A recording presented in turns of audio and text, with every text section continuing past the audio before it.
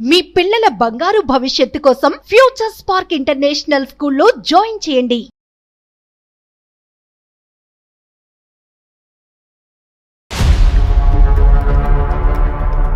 ఏదో ఫ్రెండ్ వాళ్ళ ఇంటికి వెళ్తాను అంటది. తనకున్నదే 2 ఫ్రెండ్స్. ఆ 2 ఫ్రెండ్స్ లో ఇద్దరికి కాల్ చేసిన అన్నయ్య మా ఇంటికి రాలేదు, అన్నయ్య మా ఇంటికి రాలేదు. ఎప్పుడన్నా ఫాలో అయ్యారు నాన్న? తన్ని ఎక్కడైనా ట్రాక్ చేశారా? ఫాలో అవ్వలేదు కానీ సార్, ఎప్పుడన్నా టెంపుల్కి వెళ్తా అన్నప్పుడు నాకు ఏదైనా పని పడి అలా వెళ్ళినప్పుడు అక్కడ టెంపుల్లో ఉండదు సార్. నీ డౌట్ ఏంటి నాన్న? అంటే ఇప్పుడు మీరు చేయటానికి మీ లోపల ఉన్న ఇన్నర్ కాన్షియస్ మీకు ఏమని చెప్తున్నా? నా ప్రాబ్లం ఏంటంటే, ఒకటి నాతో ఏదైనా అన్కంఫర్టబుల్ ఫీల్ ఉండాలి, లేదు 2 తను ఎవరితో అన్నా ఇల్లీగల్ ఉండాలి. సారీ అమ్మ, నీకు సర్ప్రైజ్ చేసాం మేము. నీకు ఏది ముందుగా ఏ కబురు చెప్పకుండా ఫోన్ చేసాము. కానీ మీ భర్త గారు ఉండేటటువంటి సందిగ్ధ పరిస్థితిలో మాకు నీకు డైరెక్ట్గా కాల్ చేయడం తప్ప ఇంకో దారి దొరక్క అలా చేసామమ్మా. అసలు నేను ఏమన్నా ఇది తప్పు చేస్తున్నాను, మీకు ఏమన్నా అనుమానం ఉందా? ఒక అకేషన్ వచ్చినప్పుడు, అది మ్యారేజ్ అవనివ్వండి, లేదంటే ఏదన్నా ఒక ఫంక్షన్ అవనివ్వండి, లేదంటే ఒక ఫెస్టివల్ అవనివ్వండి, ఆ టైంలో నువ్వు ఒక 2 to 3 hours పాటు అతనికి చెప్పే డిసప్పియర్ అవుతున్నావు అంటే అది కూడా చెప్తున్నాను. కాదు డాక్టర్ గారు, అంత చెప్పకూడని ప్రదేశానికి ఏమి వెళ్ళవు కదా నువ్వు. అంత సీక్రెసీ మెయింటైన్ చేయాల్సిన అవసరం ఏంటి? ఫోన్ లో ఎప్పుడన్నా నేను కాల్ చేసినప్పుడు బిజీ వస్తుంది. సో ఆ టైంలో టైం డ్యూరేషన్ ఉంటుంది కదా, ఆ డ్యూరేషన్ టైం నేను ఎప్పుడన్నా ఇంటికి వెళ్ళినప్పుడు చెక్ చేస్తే ఆ డ్యూరేషన్ కాల్ లాగ్సే ఉండవు. నేను మీకు ఒకటి చెప్పాలనుకుంటున్నాను సార్, కానీ నా కాపురానికి మీరు రెస్పాన్సిబిలిటీ ఉంటానంటే. మనసాక్షి నేను చెయ్యేసుకుని నేను తప్పు చేయట్లేదు అనేటటువంటిది నువ్వు మాట్లాడితే కనుక, నీది 100% తప్పు లేదు అనుకుంటే కనుక నీ కాపురానికి నేను 200% గ్యారంటీ ఇస్తాను. సార్ నేను మా ఆయన దగ్గర ఒక చిన్న విషయం దాచిపెట్టినాను. ఒకవేళ నేను చెప్పినా తను తట్టుకోలేదని బాధ నాకు. నేను ఒక నెంబర్ కు కాల్ చేస్తాను, మీరు మాట్లాడండి, మొత్తం మీకే తెలుస్తుంది.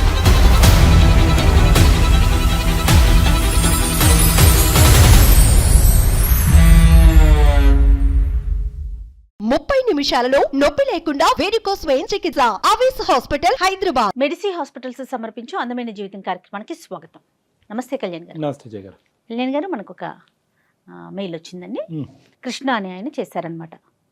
అతనికి భార్య మీద ప్రేమ ఉందో అర్థం కావట్లేదు, అనుమానం ఉందో అర్థం కావట్లేదు, అన్ని పీక్స్ లో ఉన్నాయండి. సో దాన్ని ఎట్లా ఏం చేయాలనేది అతనికి అర్థం కావట్లేదు, ఎక్కడ బ్యాలెన్స్ చేసుకోవాలో తెలియట్లేదు, చాలా సతమతం అయిపోతున్నాడండి. ఏం పేరు అన్నారు మేడం? కృష్ణ అండి. కృష్ణ గారు మనకి ఈమెయిల్ చేశాడు, ఒకసారి మీతో మాట్లాడించాలని. మాట్లాడు. సో మనకి నెంబర్ ఇచ్చారు, ఒకసారి కాల్ చేసేద్దామండి. చేయండి తప్పకుండా జయ గారు, will help him. Hello. Hello, ఎవరండి? నమస్తే అండి కృష్ణ గారు, నేను జయానండి, అందమైన జీవితం ప్రోగ్రామ్ నుంచి కాల్ చేస్తా ఉన్నాను. మేడం చెప్పండి. బాగున్నారా కృష్ణ గారు? ఏదో ఉన్నాం మేడం, కొన్ని రోజులు ఉంటే తర్వాత ఫోన్ చేయాలంటే నేను ఖచ్చితంగా పిచ్చి హాస్పిటల్లో ఉండాలి. అయ్యయ్యో అట్లా ఏం ఉండదండి. జీవితం ఎప్పుడు ఎత్తు పల్లాలు ఉంటానే ఉంటాయి, కష్ట సుఖాలు ఉంటానే ఉంటాయి.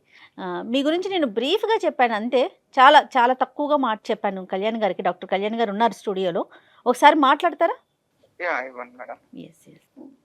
నమస్తే కృష్ణ. నమస్తే సార్. చిన్నపిల్లడు పెద్దోడు ఎంత నీ వయసు? నా వయసు 28 సంవత్సరాలు సార్. 28 years. చిన్న చెప్పినా ఏంటి సమస్య? నేను ఒక అమ్మాయిని లవ్ చేసి పెళ్లి చేసుకున్నాను సార్. 1 year పాటు రిలేషన్షిప్ లో ఉన్నాము.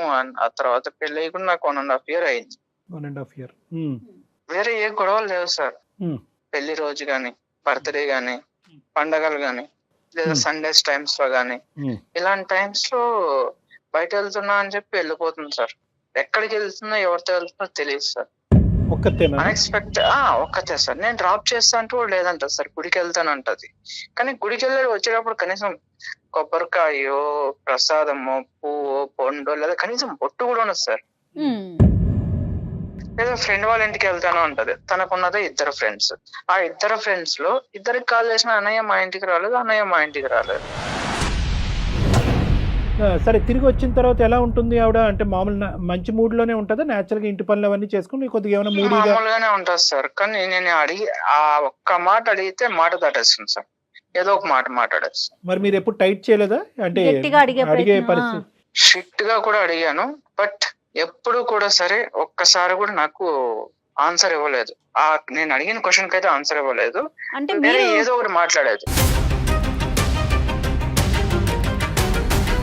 1 year పాటు లవ్ చేస్తున్నటువంటి క్రమంలో ఇటువంటి పరిస్థితి ఎప్పుడన్నా మీకు ఎదురైందా? లవ్ చేస్తున్నప్పుడు అంటే నేను తన 24/7 నా దగ్గర ఉండదు కదా సార్. ఆ టైంలో నా స్వార్థం ఏంటో తెలుసా మేడం?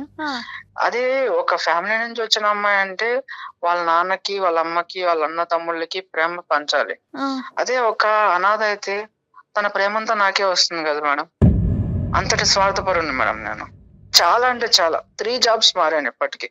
అంటే ఏంటన్న జాబ్స్ మారడానికి ఏంటి? స్ట్రెస్ వల్ల లేదంటే ఊర్లు స్ట్రెస్ మారారా? వల్ల సార్, స్ట్రెస్ వల్ల. అంటే అకేషన్ వచ్చినప్పుడు మీరు ఫీల్ అవుతున్నారు, తను ఫీల్ అవుతున్నారు, మీరు అడిగితే అంతే అక్కడతో కట్ ఆఫ్ చేసి మీ ఇద్దరు ప్రయాణం మళ్ళీ సాఫీగా ముందుకెళ్ళిపోతుంది. కాబట్టి ఎప్పుడు కూడా ఈ ఇష్యూ ఒక సీరియస్ మ్యాటర్ మీ ఇద్దరి మధ్యన అవ్వలేదేమో అని అనిపిస్తుంది. మీ లోపల మీరే కుంగిపోతున్నారు. అవును సార్, తను నేను గట్టిగా అడగలేను. పోనీ మీ సైడ్ ఎవరున్నారు నాన్న? అంటే ఆ అమ్మాయి సైడ్ తను అనాథ కాబట్టి ప్రేమంతా అమ్మ నాకే నాన్న కాల్ చేస్తారు. ఉన్నారు సార్, అమ్మ నాన్న ఉన్నారు. బట్ వాళ్ళకి చెప్తే ఎక్కడ నా బాధ, వాళ్ళు ఏమనుకుంటున్నారు అంటే అరే వీళ్ళు సంతోషంగా హ్యాపీగా ఉన్నారు అని అనుకుంటున్నారు. సో వాళ్ళు ఆ భ్రమణాలనే బతకనివ్వండి అనేసి నేను వాళ్ళకి ఏం చెప్పట్లేదు. వాళ్ళకి చెప్పి వాళ్ళు నా వాళ్ళు ఎందుకు బాధపడ్డాం. ఎప్పుడన్నా ఫాలో అయ్యారు నాన్న తన్ని? ఎక్కడైనా ట్రాక్ చేశారా? ఫాలో అవ్వలేదు కానీ సార్, ఎప్పుడన్నా టెంపుల్ కి వెళ్తా అన్నప్పుడు నాకేదైనా పని పడి అలా వెళ్ళినప్పుడు అక్కడ టెంపుల్లో ఉండదు సార్. ఈ డౌట్ ఏంటి నాన్న? అంటే ఇప్పుడు మీరు చేయడానికి మీ లోపల ఉన్న ఇన్నర్ కాన్షియస్ మీకు ఏమని చెప్తుంది? నా ప్రాబ్లం ఏంటంటే, ఒకటి నాతో ఏదైనా అన్కంఫర్టబుల్ ఫీల్ ఉండాలి. ఓకే. లేదు 2 తను ఎవరితో అన్నా ఇల్లీగల్ ఉండాలి. ఎవరి వాళ్ళన్నా ఇబ్బంది పడుతూ నాకు చెప్తే నేనేమన్నా ఫీల్ అవుతానేమో అని అయి ఉండాలి. ఈ మూడిట్లో ఏదని నాకు అర్థం కావట్లేదు. ఎవరన్నా అంటే ఇక్కడ చూడండి, ప్రాబిలిటీ ఈజ్ వెరీ రేర్. అంటే ఎంత రేర్ అంటే కనుక నిజంగా ఒక ఇల్లీగల్, ఒక అక్రమ సోకాల్ సంబంధం పెట్టుకునేటటువంటి ఆడపిల్ల ప్రతిరోజు కలవాలని పరితపిస్తూ ఉంటుంది. ఒకప్పుడు అలా బయటకు వెళ్ళకపోయినా ఇంట్లో ఉన్నప్పుడైనా ఫోన్లో మాట్లాడటం కానీ, మెసేజ్లు చేయటం కానీ ఏదో విధంగా ఇంకో మాట్లాడుతూ ఉంటుంది సార్. ఫోన్ లో ఎప్పుడన్నా నేను కాల్ చేసినప్పుడు బిజీ వస్తుంది. సో ఆ టైంలో టైం డ్యూరేషన్ ఉంటుంది కదా, ఆ డ్యూరేషన్ టైం నేను ఎప్పుడన్నా ఇంటికి వెళ్ళినప్పుడు చెక్ చేస్తే ఆ డ్యూరేషన్ కాల్ లాగ్సే ఉండవు, డిలీట్ చేస్తాను. నీ వైఫ్ గురించి నువ్వు 1 year పాటు ప్రేమించినటువంటి ఒక అమ్మాయి గురించి ఎంతవరకు నీ మనస్సాక్షి ఆ అమ్మాయికి వేరే ఏదైనా సంబంధం ఉండొచ్చని ఎంతవరకు యాక్సెప్ట్ చేస్తుందని? అది ఉందా? అటువంటి ప్రాబిలిటీ ఉండొచ్చా?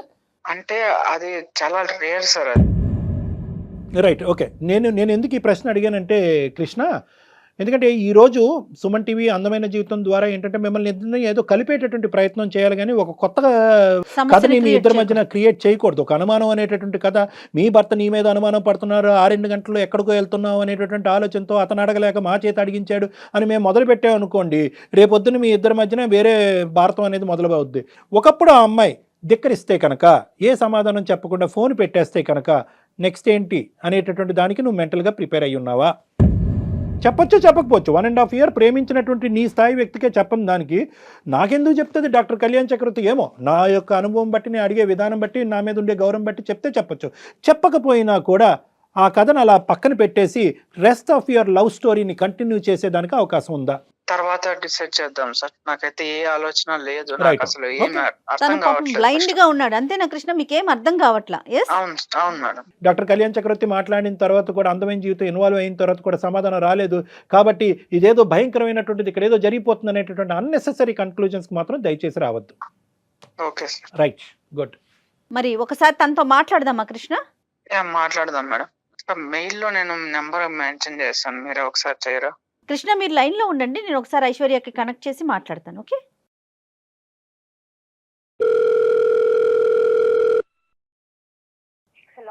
హలో ఐశ్వర్య గారు, నమస్తే అండి. నమస్తే అండి. ఎవరు? నేను జయానండి, అందమైన జీవితం ప్రోగ్రామ్ నుంచి మాట్లాడుతా ఉన్నాను. ఓకే, చెప్పండి మేడం. మీ హస్బెండ్ కృష్ణ గారు లైన్ లో ఉన్నారు, ఒక్కసారి ఆయనతో మాట్లాడండి, దెన్ మళ్ళీ నెక్స్ట్ నేను మాట్లాడతాను. హలో కృష్ణ. మేడం, మీ వైఫ్ ఉన్నారండి, ఒకసారి తనకి మాట్లాడండి. హలో. హలో ఐశ్వర్య చెప్పండి. కళ్యాణ్ చక్రవర్తి గారు, జయ మేడం ఉన్నారు. ఏమైందండి? మీరు ఎక్కడున్నారు? ఏమైందో నీకు తెలీదా? 1.5 year గా నేను అడిగి అడిగి అడిగి అడిగి వెట్టి పుట్టిపోయింది నాకే. అందుకే కనీసం సార్ వాళ్ళ దగ్గరికన్నా వస్తా నా సమాధానం వస్తుందని చెప్పి నేను ఇక్కడికి వచ్చా. అసలు మన మధ్య సమస్య ఏముందండి పరిష్కరించుకోవడానికి? అసలు నేను ఏమన్నా ఇది తప్పు చేస్తున్నాను, మీకు ఏమన్నా అనుమానం ఉందా? అంత చేస్తున్నావో రైట్ చేస్తున్నావో నేను అడిగిన దానికి సమాధానం ఇవ్వాలి కదా. నీకున్నది ఇద్దరు ఫ్రెండ్స్, వాళ్ళిద్దరిని అడిగితే నా ఇంటికి రాలేదన్నయ్య అంటున్నారు. నేను మీకు నిజమే చెప్పి వెళ్ళానండి, టెంపుల్ కి చూడండి సార్, టెంపుల్ కి ఇప్పుడు కూడా చూడండి. అమ్మా ఐశ్వర్య నమస్తే అమ్మా, నేను డాక్టర్ కళ్యాణ్ చక్రవర్తి అమ్మా, సుమన్ టీవీ అందమైన జీవితం నుంచి మాట్లాడుతున్నాను. నమస్తే సార్. సారీ అమ్మ, నీకు సర్ప్రైజ్ చేసాం మేము, నీకు ఏది ముందుగా ఏ కబురు చెప్పకుండా ఫోన్ చేసాము. కానీ మీ భర్త గారు ఉండేటటువంటి సందిగ్ధ పరిస్థితిలో మాకు నీకు డైరెక్ట్గా కాల్ చేయడం తప్ప ఇంకో దారి దొరక్క అలా చేసామమ్మా. ఇక్కడ అమ్మ తప్పు చేసావని మేము ఎవరు అనలేదమ్మా. ఒక అకేషన్ వచ్చినప్పుడు, ప్రత్యేకంగా ప్రతిరోజు కాదు, ఒక అకేషన్ వచ్చినప్పుడు, అది మ్యారేజ్ అవనివ్వండి, లేదంటే ఏదైనా ఒక ఫంక్షన్ అవనివ్వండి, లేదంటే ఒక ఫెస్టివల్ అవనివ్వండి, ఆ టైంలో నువ్వు ఒక 2 to 3 hours పాటు అతనికి చెప్పే డిసప్పియర్ అవుతున్నావు అంటే, అది కూడా చెప్తున్నాడు, చెప్పే డిసప్పియర్ అవుతున్నావు.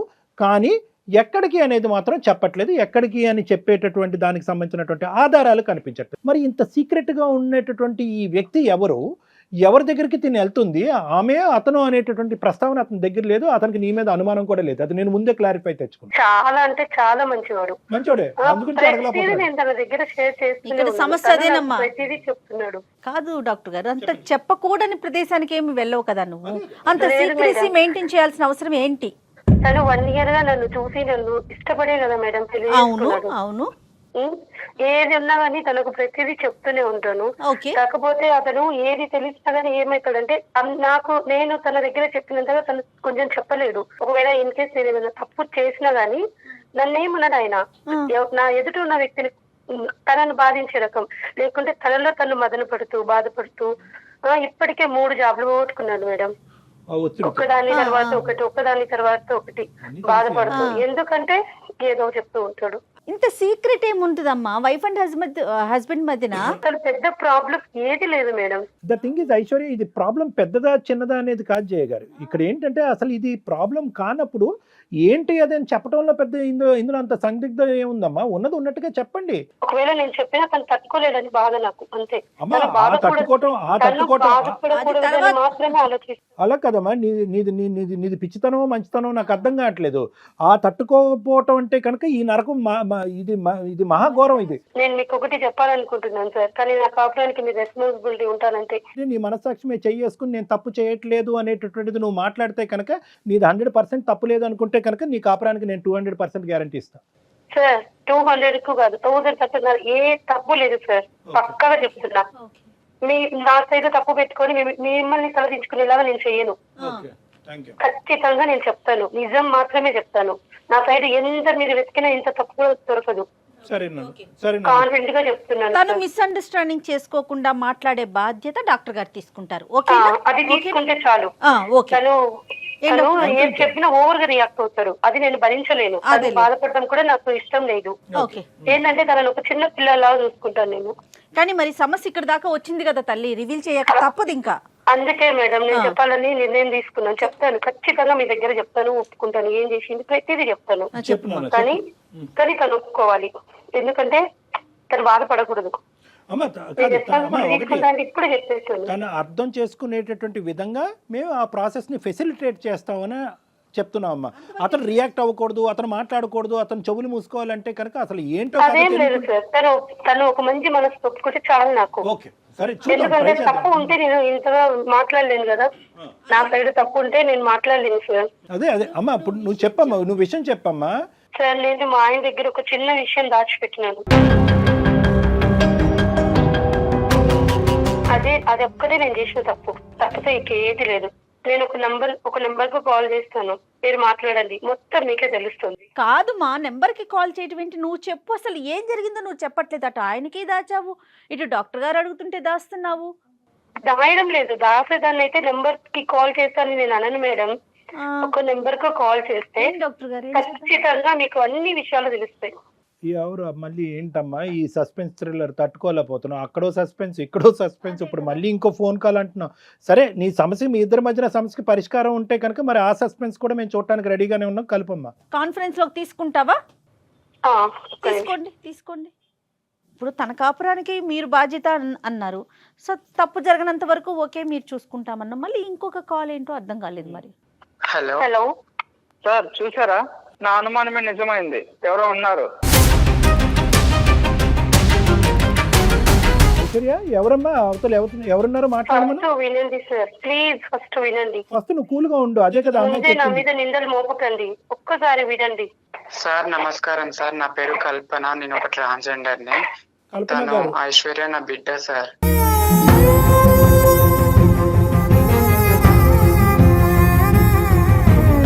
ఏంటి? ఓకే. ఐశ్వర్య నా బిడ్డ సార్. అవును సార్. అసలు అర్థం కావట్లేదండి, కొంచెం క్లియర్ గా చెప్పండి. సార్ యాక్చువల్లీ నేను ఒక ట్రాన్స్జెండర్ ని. నేను భిక్షాటనకి వెళ్తుండే రోజు. తను ఐశ్వర్య ఒక బస్ స్టాప్ లో దొరికింది నాకు. 2 years ఉంది తనకి. అయితే నేను తనని ఆ రోజు తీసుకెళ్లి నా దగ్గర పెట్టుకుని 1 నెల రోజులు నేను చూశాను. తన వాళ్ళు ఎవరైనా వస్తారేమో దోలాడుకుంటూ వాళ్ళకి ఇచ్చేద్దాం అనేసి. అదే బస్ నెల స్టాండ్ లో రోజులు దిగారు. చూసినా కూడా ఎవరు రాలేదు. సో రాకపోవడంతో నేను తనని పెంచుకున్నాను.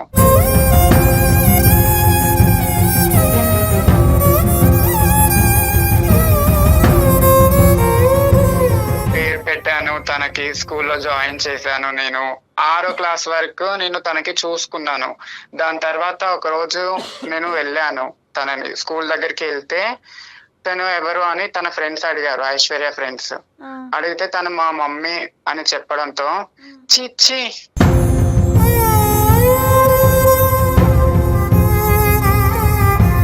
ఏంటి తను మీ మమ్మీయా? తను ఒక ట్రాన్స్జెండర్.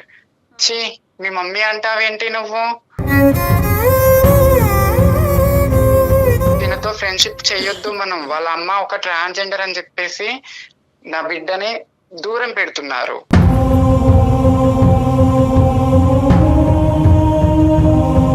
సో నేను అప్పుడే అనుకున్నాను, నా బిడ్డకు ఒక మంచి భవిష్యత్తు ఇవ్వాలి.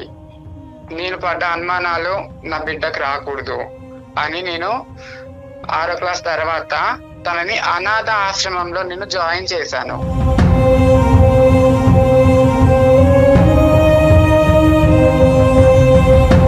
ప్రతి ఒక్క ఫీజు, తనకు కావాల్సిన బుక్స్ అన్ని ప్రతి ఒక్కటి నేను చూసుకున్నాను. తర్వాత తను ఇట్లా, అమ్మ నాకు కృష్ణ అంటే ఇష్టం అని, నన్ను ప్రేమిస్తున్నాడు, నా వెమ్మటి పడుతున్నాడు అని చెప్పింది. సరేలే నాన్న అని చెప్పి నేను మా ఐశ్వర్యకి తెలియకుండా కృష్ణని నేను ఎంక్వైరీ చేశాను. నా ద్వారా 1 సంవత్సరం ఎంక్వైరీ చేశా కృష్ణని. చేస్తే మంచి పిల్లోడు, మంచోడు, జాబ్ ఉంది, పర్లేదు, నా బిడ్డ హ్యాపీగా ఉంటుంది అని అప్పుడు నేను ఓకే చేశాను. ఓకే చెప్పాను నేను తనకి. సరే నాన్న చేసుకో, నువ్వు హ్యాపీగా ఉండు అని చెప్పి పెళ్లి చేశాను. తన పెళ్లి అప్పుడు కూడా నేను ఎక్కడో గుంపులో ఉండి నేను చూశాను.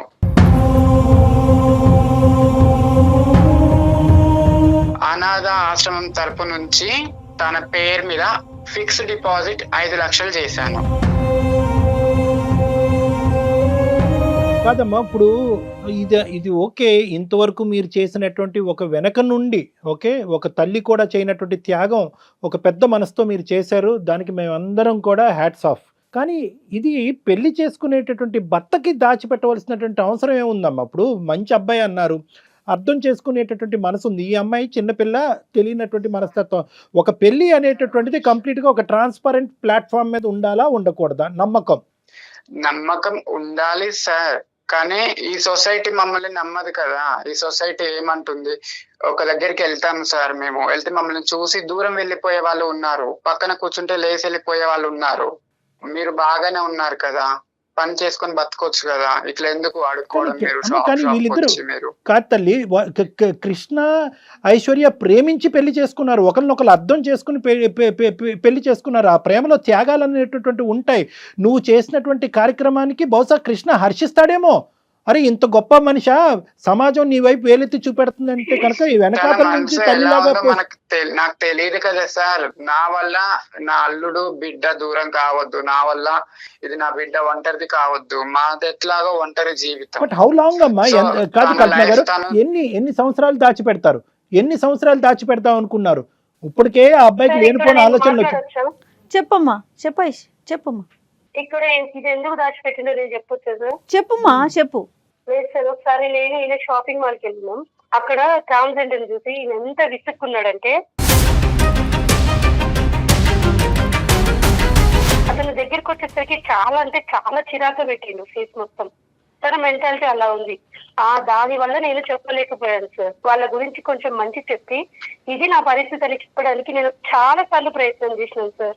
అసహ్యం కలిగినటువంటి ఒక వ్యక్తి అంటే ఈ పరిస్థితుల్లో అతను ఏవో కొన్ని ఎక్స్పీరియన్సెస్ వల్ల, లేదంటే అతను చూడకూడదు ఏమైనా చూడటం వల్ల అతనికి ఒక బ్యాడ్ ఇంప్రెషన్ ట్రాన్స్జెండర్స్ మీద పడింది. కానీ నీ జీవితంలో ఒక ట్రాన్స్జెండర్, ఒక ఆడపిల్ల యొక్క ఒక అనాథ అయినటువంటి ఒక ఆడపిల్లకు ఒక తల్లిలాగా నిలబెట్టి జీవితంలో ముందుకు పంపించిందని ఒక గొప్ప ఎగ్జాంపుల్ చెప్తే కనుక బహుశా అతని ఆలోచన శైలి మారిపోయి ఉండేదేమోనమ్మా. ట్రాన్స్జెండర్స్ మీద ఒక మంచి అభిప్రాయం వచ్చి ఉండేదేమో, వాళ్ళలో కూడా ఒక దయాగుణం, ఒక త్యాగగుణం ఉందనేటటువంటి ఆలోచనకు వచ్చి ఉండేవాడేమో. నిజమే సార్, అందుకే నేను వాళ్ళలో ఉన్న మంచితనం చెప్పడానికి కూడా నేను చాలా సార్లు ప్రయత్నం చేశాను. కనీసం వాళ్ళు ఊపే ఎత్తనియాడు సార్ ఇంట్లో. ఇప్పుడు మనకి ప్రధానంగా కావాల్సింది కృష్ణ యొక్క రియాక్షన్ కావాలి నాకు ఇక్కడ. కృష్ణ, నీ రియాక్షన్ ఏంటి? ఇప్పుడు ఆవిడ ఒక ఫోన్ కాల్ కలిపింది, ఆ ఫోన్ కాల్లో ఒక మగగంతుకు లాంటిది వినిపించేటప్పటికి అదిగో మేడం ఒక అబ్బాయి మాట్లాడుతున్నాడు బ్యాక్గ్రౌండ్ చూసారా, నేను అనుకున్నది నిజమైందని అన్నారు. కానీ అది నిజం కాదు. మీరు మాట్లాడుతుంది ఆ అమ్మాయి తల్లికి మించినటువంటి ఒక తల్లితో మీరు మాట్లాడుతున్నారు. ఇప్పుడు మీ అభిప్రాయం ఏంటో నాకు చెప్పండి. అవును సార్, నాకు వాళ్ళంతా చిన్నప్పటి నుంచి ఒక భయం సార్. వాళ్ళు వచ్చి ఆ స్లాబ్స్ కొడుతుంటే నాకు అట్లా షివరింగ్ అయిపోయేది. తను నాతో ఉండాలనుకుంటే వాళ్ళ అమ్మను వదిలేయమని చెప్పండి, లేదు వాళ్ళ అమ్మ కావాలనుకుంటే నన్ను వదిలేసి వెళ్ళిపోమని చెప్పండి సార్. కాదండి, దానికి కారణం ఏంటి? ఒకటి కృష్ణ, ఇక్కడ ఏంటంటే దేనికైనా ఒక బలమైనటువంటి కారణం ఉండాలి. మీ పర్సనల్గా మీరు ఒక ఎల్జీబీటీ గ్రూప్ని ఏ విధంగా చూస్తున్నారో does not equate to how Aishwarya looks at an LGBTQ group. ఆ అమ్మాయికి ఒక ప్రాణాన్ని ఇక్కడ నేను ఐశ్వర్య ఏదైనా తప్పు చేస్తుందంటే, కల్పన గారు ఏదైనా ప్రీమెచ్యూర్గా అనాలోచితంగా చేశారు అంటే కనుక మీకు చెప్పకపోవటం అనేటటువంటిది ఒక ప్రధానమైనటువంటి అంశం. అందుగురించి నేను అన్నాను, ఎంతకాలం దాచిపెడదాం అనుకున్నారంటే కనుక ఒక కూతురు అల్లుడి మధ్యన నేను ఒక ఇదిగా అవ్వకూడదమ్మా. ఇంతకాలం నేను ఇంత కష్టపడి పెంచినటువంటి నా కూతురు జీవితాన్ని నాశనం చేసినటువంటి ఒక తల్లిగా నాకు ఒక చరిత్రలో నేను ఉండకూడదు అనే ఆలోచనతో నేను వెనక నుంచే ఇప్పటికీ జీవితాంతం వెనక నుంచే నడపాలి అన్నటువంటి ఆలోచనని, అందులో మంచి ఉంది అనేది 99% మంది సమాజం నమ్మినా కూడా 1% మందిలో నేను ఒకనేమంటానంటే, అమ్మ పెళ్ళి అంటే కనుక నీతిమైనటువంటి పెళ్ళే కదమ్మా, ట్రాన్స్పరెంట్గా ఉండాలి కదా, నమ్మకం అనే బేస్మెంట్ మీద నడిచేది కదా, అన్నీ చెప్పుకుంటే కనుక అబ్బాయిని మనసు మార్చచ్చు కదా అనేటటువంటి ఒక్క అంశంలోనే ఆవిడ వైపు నేను వేలెత్తి చూపెట్టా. కానీ ఈరోజు ఆవిడ చాలా ముఖ్యమైనటువంటి పాత్రలో ఉంది, ఐశ్వర్యకి చాలా ముఖ్యమైనటువంటి పాత్రలో ఉంది. మీ అభిప్రాయం ఐశ్వర్య అభిప్రాయం అవనవసరం లేదు. మీరేం చూసారో నాకు తెలీదు, ఎందుకు వాళ్ళని చేదరించుకుని అసహించుకుంటున్నారో నాకు తెలీదు, ఎందుకు కింద నుంచి పై వరకు మీ శరీరం వణుకుతుందో నాకు తెలీదు. కానీ ఈరోజు ఐశ్వర్యకి ఆ అమ్మాయి ప్రాణం పోసింది, ఆ తల్లి పాత్రలో పోషిస్తూ ప్రాణం పోసింది. లేదంటే ఎవరి చేతుల్లో పడి ఉండేదో ఐశ్వర్య ఈరోజు, ఏమై ఉండేదో. ఈరోజు చదువుకుని ఒక క్వాలిఫికేషన్ వచ్చి నీలాంటి ఒక మంచి వ్యక్తితో పెళ్లి చేసుకుని ఒక ప్రయాణం కొనసాగటానికి ముఖ్య కార్యక్రమాలు భగవంతుడికి మించినటువంటి భగవంతుడు ఎవరన్నా ఉన్నారు అంటే కనుక అది కల్పన గారు. మా అత్తగారు ఒక ట్రాన్స్జెండర్ అంటే మా ఫ్యామిలీ కానివచ్చు, లేదంటే సొసైటీ కావచ్చు, నన్ను వేరేలా చూస్తుంది సార్. సో నేను అది తీసుకోలేను. Let us take another hypothesis. ఇంకో ఒక నిమిషం ఐశ్వర్య, నాకు కృష్ణతో నేను డీల్ చేయాలి. కృష్ణ మీద నాకు కోపం లేదు. కృష్ణ కన్ఫ్యూజన్లో ఉన్నాడు కాబట్టి కన్ఫ్యూజన్ క్లారిటీలోకి తీసుకురావాల్సిన బాధ్యత నా మీద ఉంది. ఎందుకంటే మీ కాపురాన్ని నిలబెడతానని నేను ప్రామిస్ చేసిన తర్వాత నువ్వు కల్పన గారికి ఫోన్ కలపడం జరిగింది. కృష్ణ, ఒకప్పుడు ఈ అమ్మాయిని పెంచి ఈ స్థాయి వరకు తీసుకొచ్చినటువంటి వ్యక్తి కల్పన గారు ఒక ట్రాన్స్జెండర్ అనేటటువంటి అంశం మీరు గాఢంగా ప్రేమించుకుంటున్నటువంటి ఆ సంవత్సరంలోనే బహుశా ఐశ్వర్య వచ్చి నీకు చెప్పుంటే కనుక అప్పుడు ఏమని ఉండేవాడివి? సార్ నా ప్రేమ కాదు సార్, ఇప్పుడు తను మా అత్త అని చెప్పుకోండి ఎలా చెప్పుకోగలుగుతాను సార్ నేను? అత్త కాదు ఎవరు కాదు, ఈ అమ్మాయి ఈరోజు ఇది దాచిపెట్టకుండా మీరిద్దరు ప్రేమించుకున్నటువంటి క్రమంలో మన ప్రేమను నువ్వు యాక్సెప్ట్ చేసావు, మన ఇద్దరు ఇంత గాఢంగా ప్రేమించుకుంటున్నావు, మన ఇద్దరు ముందుకెళ్ళి పెళ్లి చేసుకోబోతున్నావు. అయితే నీకు ఒక ముఖ్యమైనటువంటి అంశం చెప్పాలి. నా తల్లికి మించినటువంటి తల్లి నా జీవితంలో ఒక ట్రాన్స్జెండర్ ఉంది, ఆవిడే కల్పన అనేటటువంటి అంశం నీకు చెప్పుంటే నువ్వు ఈ ప్రేమ నుంచి విత్డ్రా అయిపోయి ఉండేవాడా, నీకు నాకు పచ్చి అని ఉండేవాడువా? సార్ అప్పుడైతే ఏమో తెలియదు సార్, ఇప్పుడైతే నేను యాక్సెప్ట్ చేయలేను సార్. మా ఇంట్లో వాళ్ళకి నేనేం చెప్పుకోవాలి సార్? ఒకటి, మీ ఇంట్లో వాళ్ళకి ఏం చెప్పాలి అనే ముందు నీ మనస్సాక్షికి ఏం చెప్తావు అనేటటువంటిది ముఖ్యమైనటువంటి అంశం. మీ ఇంట్లో వాళ్ళకి చెప్పి నువ్వు ఐశ్వర్యాన్ని లవ్ చేయలేదు, గుర్తుపెట్టుకో. నీ మనసుకు నచ్చింది కాబట్టి ప్రేమంతా నాకే ఇవ్వాలి అనేటటువంటి ఆలోచనతో ప్రత్యేకంగా ఒక అనాథాశ్రమంలో ఉండేటటువంటి అమ్మాయిని ప్రేమించుకోవాలనే వెనకాతలు నీకు ఉండేటటువంటి ఒక మంచి ఉద్దేశం ఈరోజు చెడగొట్టాలనేటటువంటి ఆలోచనతో ఉండద్దు. ఎందుకంటే నీ మనస్సాక్షిలో ఉన్నది ప్రధానమైనటువంటి అంశం ఎవరంటే కనుక ఐశ్వర్యకి నచ్చినటువంటి అందరి వ్యక్తులు కూడా నువ్వు ప్రేమించాలి, అందరి వ్యక్తులు కూడా నీ మనుషులు అవ్వాలి కాదా? వాళ్ళు ఎవరైతే ఏంటి, ఏ జెండర్ అయితేనేంటి, వాళ్ళు ఏమైనా శాపగ్రస్తులా? ట్రాన్స్జెండర్స్ అంటే శాపగ్రస్తులా? వాళ్ళ కర్మకాలికి అలా మారారా? వాళ్ళకి దిక్కులేక అలా మారారా? వాళ్ళు మనుషులు కాదా? కృష్ణని మీకు తెలుసో లేదో చాలా ఉన్నతమైన స్థానాల్లో ట్రాన్స్జెండర్స్ ఉన్నారండి ప్రజెంట్. ఇక్కడ ముఖ్యంగా గుర్తుపెట్టుకోండి, మీ మనస్సాక్షి ఐశ్వర్యని ఎంత యాక్సెప్ట్ చేస్తుందో కల్పన గారిని కూడా అంతే యాక్సెప్ట్ చేస్తుందా లేదా అనేటటువంటిది ఫస్ట్ జీర్ణించుకోండి. దాని తర్వాత మీ పేరెంట్స్కి ఎలాగ అది డిఫైన్ చేస్తారు, ఈవిడ ఎంత త్యాగం చేసింది, ఎవరు ఈ ప్రపంచంలో వాళ్ళు మేలా ఫీమేలా, జెండర్ ఐడెంటిటీ వల్ల ట్రాన్స్జెండర్స్ అనేటటువంటి అంశం తీసి పక్కన పెడితే అక్కడ కామన్గా కలిసేటటువంటి చొక్క ఏదన్నా ఉందంటే కనుక అది మానవత్వం. సో కాబట్టి ఏంటంటే మానవత్వం అనేటటువంటి అంశాన్ని మీ పేరెంట్స్ తీసుకెళ్తే కనుక మనసున్న మనుషుల్లాగా వాళ్ళు అది కూడా యాక్సెప్ట్ చేస్తారు. ఇక్కడ కావాల్సింది మానవత్వం. ఒక అనాథ పిల్ల ఒక బస్ స్టాండ్లో ఉంటే కనుక అది కూడా ఏంటి, ఇవిడు వెళ్ళి ఎత్తుకుని కాజేయలేదు ఆ పాపని. నెల రోజుల పాటు అదే బస్ స్టాండ్లో పడిగాపులు కాసింది. ఆ ఆడపిల్లని, ఆ 2 సంవత్సరాల ఆడపిల్లని తీసుకుని ఆ అమ్మాయిని పావుగా వాడుకుంటూ భిక్షాటన చేయలేదు. ఆ అమ్మాయిని చదివించింది, స్కూల్కి పంపించింది, బట్టలు ఇచ్చింది, అన్ని సదుపాయాలు ఇచ్చింది. బహుశా ఒక కన్నటువంటి ఒక తల్లిదండ్రుల కంటే ఎక్కువగా చూసుకుని, అయ్యో నా వల్ల ఈ ఆడపిల్ల వైపు సమాజం అంతా ఏలు చూపెడితే కనుక ఇలా చీడపురుగులాగా నా కూతుర్ని చూడకూడదు అనేటటువంటి ఉద్దేశంలో తీసుకెళ్ళి తన కడుపును చంపుకుని, మనసును చంపుకుని వెళ్ళి అనాథాశ్రమంలో జాయిన్ చేసింది. అంటే ఏది, ఒక ప్రేమ, ఒక బాండింగ్ డెవలప్ అయిన తర్వాత అనాథాశ్రమంలో పెట్టడం అనేటటువంటి దాని వెనకతలు ఎంత త్యాగం ఉంటుందో ఒక్కసారి అర్థం చేసుకో కృష్ణ.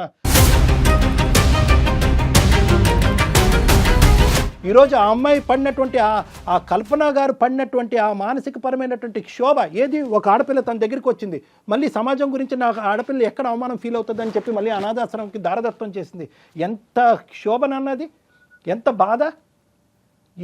ఇక్కడ నాకు కావాల్సింది ఏంటంటే మేలా ఫీమేలా ఏది అనేది కాదు, ఒక మానవత్వం అనేటటువంటిది ఇక్కడ గెలిచింది. ఆ మానవత్వాన్ని నువ్వు ప్రేమించాలి. నీ ఐశ్వర్యం నువ్వు ఎంత ప్రేమిస్తున్నావు అదే మానవత్వాన్ని ప్రేమించాలి. మీ పేరెంట్స్కి ఏం చెప్తావు అనేది సెకండరీ, టెరిషరీ, క్వాడ్రపుల్, అది ఇప్పుడు మనం ఆలోచించద్దు. నువ్వు యాక్సెప్ట్ చేస్తున్నావా లేదా, మానవత్వాన్ని నువ్వు యాక్సెప్ట్ చేస్తున్నావా లేదా? అంతటితో వదిలేదండి, కట్న కానుకలు ఇచ్చి పెళ్లి చేసి పంపించింది. ఎవరు చేస్తారు నాన్న, ఎవరు చేస్తారు? మీ పెళ్ళికి వచ్చి కూడా దగ్గరకు వస్తే కనుక ఈవిడ్ని మళ్ళీ ఎలా ట్రీట్ చేస్తారు, ఒక చీడ పురుగులాగా ఈ సమాజం ట్రీట్ చేస్తుంది అనేటటువంటి ఉద్దేశంతో చిట్ట చివరి కుర్చీలో కూర్చొని అక్కడి నుంచి సుఖీభవ అనుకుంటూ దీవించినటువంటి మహాపతివ్రత ఆవిడ. ఏం మాట్లాడతారు ఆవిడ గురించి? మనం మాట్లాడటానికి సరిపోతామా? జెండర్ కాదండి చూడాల్సింది కృష్ణ, డాక్టర్ గారు చెప్పినట్టు మానవత్వం చూడండి, కొంచెం కళ్ళు తెరవండి. Okay ma'am. ఓకే కాదు నాన్న, నీలో ఇంకేం సెకండరీ థాట్ అనేది ఉండకూడదు. నువ్వు యాక్సెప్ట్ చేయాలి. ఐశ్వర్యని ఎలా అయితే యాక్సెప్ట్ చేస్తున్నావో అంత గొప్పగా ఆలోచించేటటువంటి ఆ మనిషిని కూడా యాక్సెప్ట్ చేయాలి. వీళ్ళు దాగుడు మూతలుగా వెళ్ళి కలుసుకోవటం అనేటటువంటిది ఇంకా ఆపేసి ఆవిడ కూడా మీతో పాటు కలిసి ప్రయాణం చేసేటటువంటి విధంగా ఒక వాతావరణాన్ని తీసుకురండి త్వరలో. నాకు ఏం చెప్పాలో అర్థం కావట్లేదు సార్, మీరు ఇలా చెప్తున్నారు. నాకు ఆలోచించుకోవడానికి టైం కావాలి సార్. ఓకే కృష్ణ, ఆలోచించుకోవటానికి టైం తీసుకో. కల్పన గారు మీరేమంటారమ్మా? నా కూతురు నా అల్లుడు ఇద్దరు హ్యాపీగా ఉంటే నేను వాళ్ళ లైఫ్ లోకి మళ్ళీ రాను సార్.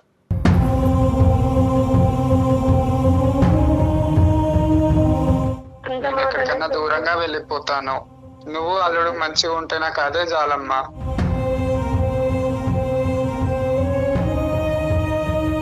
కల్పన గారు మీరు అలా మాట్లాడకండి. ఇలా దొంగతనంగా కలుసుకోవడం అవసరం లేదు. ఇంకటి నుంచి పెళ్లి కాకుండా మీరు ఎలా ఉన్నారో అలానే ఉండండి. Very good very good Krishna, thank you. నేను ఇంట్లో వాళ్ళకి నేను ఏదో ఒకటి సర్ది చెప్పుకుంటా. ఓకే. తనని అన్ని సంవత్సరాలు పెంచకపోయింటే తను నా దగ్గరకు వచ్చేది కాదు. ఎస్ ఎస్ అబ్బాబాబా సూపర్ చాలు, మంచి చాలు. పాయింట్ ఒక్క అంతే లైన్ నేను చెప్పింది అంతా కూడా ఒక లైన్ లో సమరైజ్ చేశాను. మా మేడం ఇంకేం మనసులో పెట్టుకోకు, డాక్టర్ గారు మాట్లాడారు కదా, సంతోషంగా ఉండండి, ఓకేనా? Thank you so much madam. Kalpana గారు, మ్యామ్ ఈ సందర్భంగా అంటే వీళ్ళిద్దరితో మాట్లాడిన తర్వాత మీతో కూడా మాట్లాడినాక నిజంగా చెప్తున్నానండి, మీకు మనస్ఫూర్తిగా చేతులెత్తి దండం పెడుతున్నామండి. చాలా చాలా మంచి మంచి పని చేస్తున్నారు మీరు. సొసైటీ మమ్మల్ని యాక్సెప్ట్ చేస్తే మాకు అంతకంటే ఎక్కువ ఇంకేది లేదు మ్యామ్. మీరు మీరు మీరు మీరు ఒక కల్పన గారు, మీరు చేసేటటువంటి మంచి కార్యక్రమాలకి పైన భగవంతుడు అనేవాడు ఎప్పుడు కూడా ఉంటాడు, అతను ఎప్పుడు చూస్తూనే ఉంటాడు. Society acceptance and non acceptance అనేటటువంటిది 100% of the population 100% of the time ఇట్లాంటి ఎప్పటికీ మనం అపోహలు సాటిస్ఫై అనేవి చేయలేం. తొలగిపోవాలి సార్. డెఫినెట్ గా అలాంటి రోజు కూడా వస్తుందండి. వస్తుందండి. అన్ని మంచి కార్యక్రమాలు అన్నీ కూడా కలగలుపుగా ఏదో ఒక రోజు 110% మీ యొక్క గ్రూప్ని అందరూ మనస్ఫూర్తిగా యాక్సెప్ట్ చేసిన మంచి రోజు ఖచ్చితంగా వస్తుంది. చూస్తూనే ఉండండి. Thank you so much sir. Thank you అండి, థ్యాంక్ నమస్తే. యూ. నమస్తే అండి. నమస్తే. 30 నిమిషాలలో నొప్పి లేకుండా వేడికోస్ వెయిన్ చికిత్స ఆవేశ హాస్పిటల్ హైదరాబాద్.